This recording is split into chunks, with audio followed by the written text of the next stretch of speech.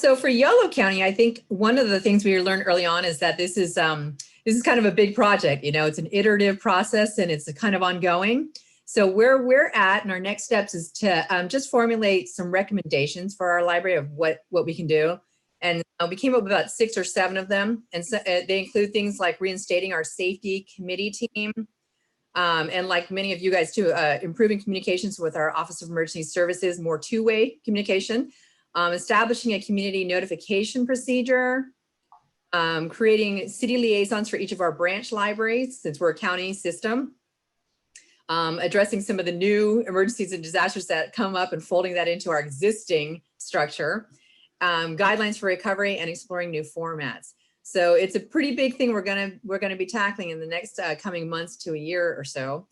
Something else too that we learned is that, and you guys mentioned this as well, is that it's hard to sort of plan for an emergency when you're in an emergency. So your advice of sort of taking some time to step back and debrief and to figure out what's working, what's not working is probably going to be really useful.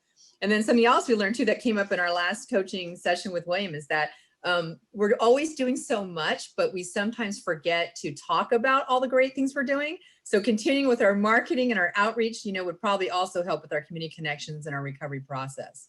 So those are just some good takeaways for us from Yolo County.